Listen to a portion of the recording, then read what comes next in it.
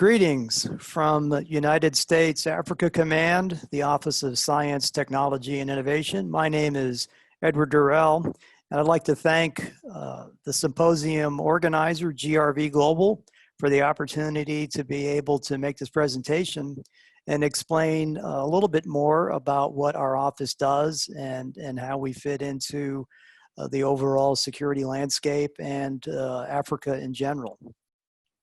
So Africa Command is one of 11 combatant commands within the U.S. Department of Defense, and each one has either a geographic or functional mission.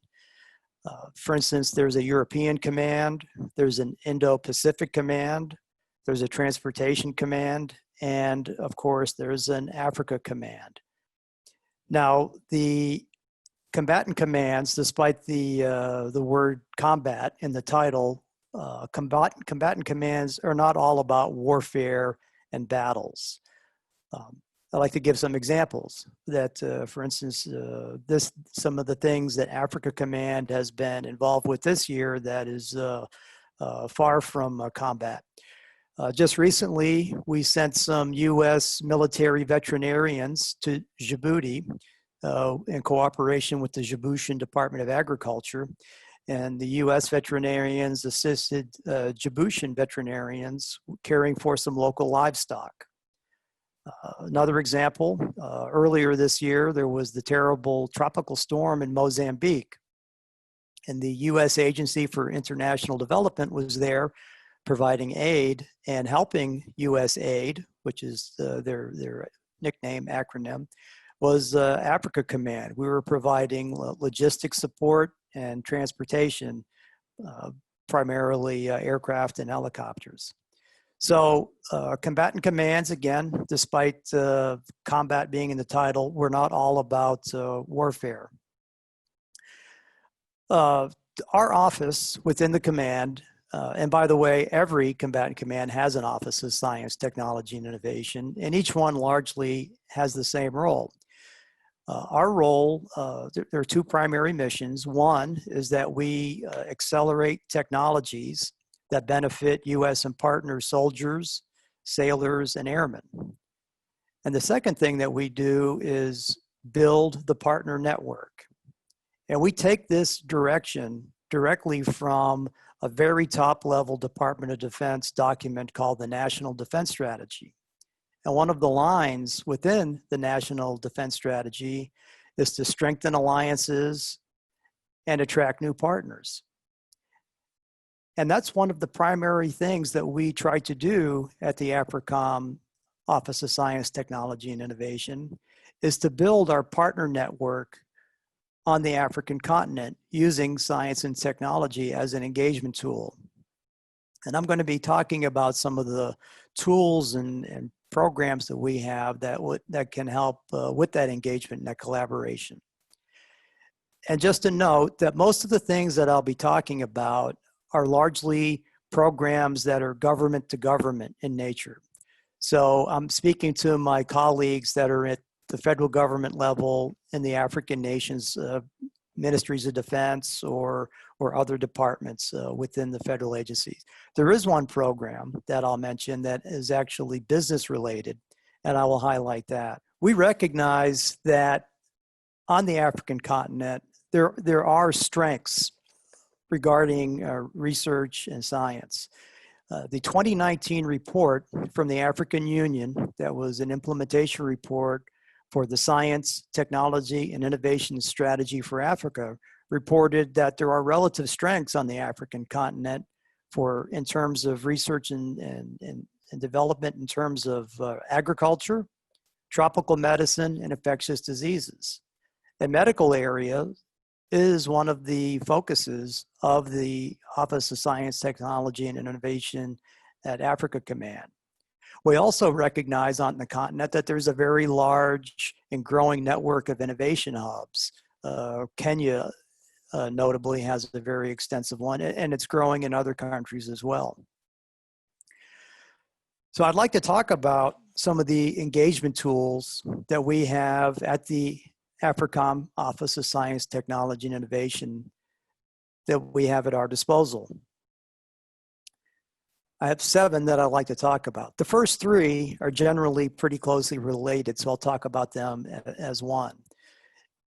Each one of these first 3 has to do with small amounts of grant money that the U.S. military services that we work with, particularly the U.S. Army, they have small amounts of grant money that we can help administer and find uses for 3 areas. The first one is academic research. The second one is conference and workshop attendance. And the third one is grants for visiting scientists and subject matter experts. So a little bit about academic grants.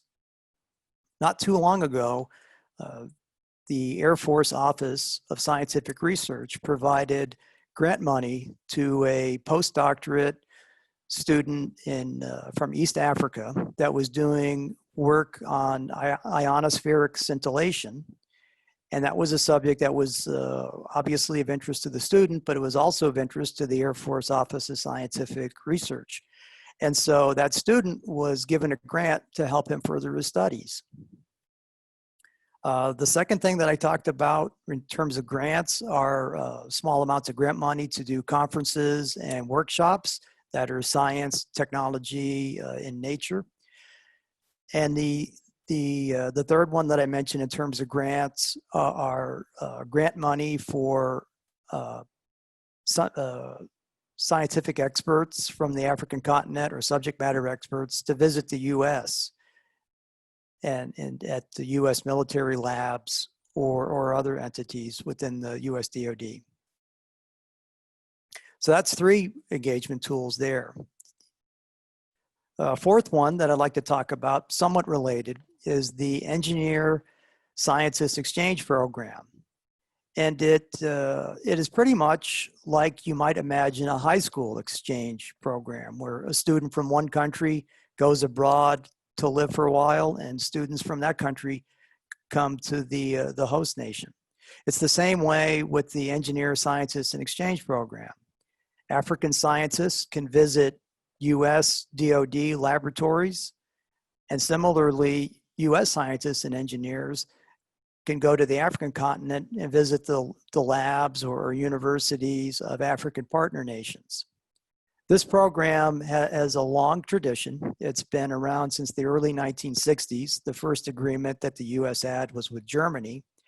And there have literally been thousands of scientists and engineers that have participated in this program over the past nearly 60 years. We would certainly like to see some engineer, scientists, and exchanges between the U.S. and Africa. The 6th program that I'd like to talk about, or excuse me, the 5th program. We've talked about 3 so far, the 3 grant programs, the Scientist Engineer Exchange Program. The 5th program is the Foreign Comparative Test Program. As I mentioned earlier, most of these programs have to do with government-to-government relations, but this Foreign Comparative Test is a U.S. government-to-business program. This is where the DoD may see a material product in the marketplace that's of interest. And so U.S. DoD will buy it from that vendor, especially as in the name implies, foreign vendors, and will take that technology and test it out to see if it's a good fit for the U.S. military. This program has been around since 1980. And since that time, over $5 billion has been spent by U.S. DoD buying the technologies from foreign businesses to see if they're a good fit for the U.S. military. And there's a notable success story within the Foreign Comparative Test Program. It's a number of years ago, the South Africans developed a military vehicle that had the V-hull design. I believe the name of it was the Buffalo. And that was a novel technological advancement in terms of protecting soldiers in a vehicle from landmine explosions or explosives planted in the ground. The V-hull design tends to reflect away the explosion so it doesn't hurt the occupants as much. And obviously it was a technology that worked, and it is now seen today, that same design, in the US MRAP vehicle. The sixth program that I'd like to talk about is the Coalition Warfare Program. And this is a program where the US and one or more partner nations will work on research and development projects of mutual interest, sometimes that involve military interoperability.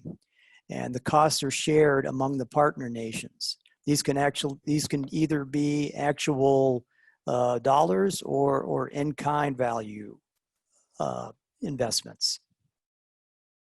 We've not had any coalition warfare programs with any nations from Africa, but it would be a very exciting opportunity to be able to discuss that and possibly have some as we go forward.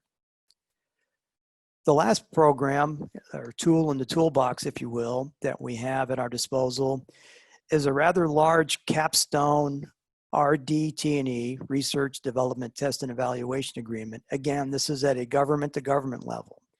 These are very comprehensive in nature and set the table for follow-on smaller project agreements.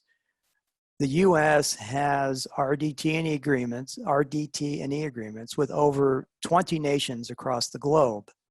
We do have one with an African nation, and we would certainly like to explore the possibility of growing that number. One thing I would like to point out with RDT&E agreements is that one of the centerpiece discussion points is the idea of the rights to intellectual property from any that flows from any of the agreements. The US takes this very seriously in terms of making sure that it's a transparent agreement up front, so each party knows what rights are being shared and how they will be used. We're very transparent about how we work out our intellectual property agreements. We make sure that both parties, both the U.S. and the partner nation, understand fully the agreements and conditions to the intellectual property. It's very important to us because we as a nation are not inclined to steal the intellectual properties of others. We respect those rights, and I think the fact that we underscore the treatment of it and make sure the conditions are spelled out in the agreements up front is a manifestation of that. So that concludes my presentation. I'd just like to summarize that I hope you've gotten some benefit from this, from learning about combatant command structure within the U.S. military and the offices of science, technology, and innovation that are in each of those combatant commands, and particularly the STI office within AFRICOM and the various tools that we have at our disposal to have engagement at government-to-government levels and also government-to-business levels with our African partners.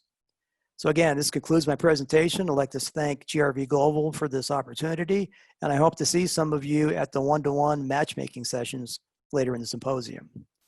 This is Ed Durell from AFRICOM. Good day.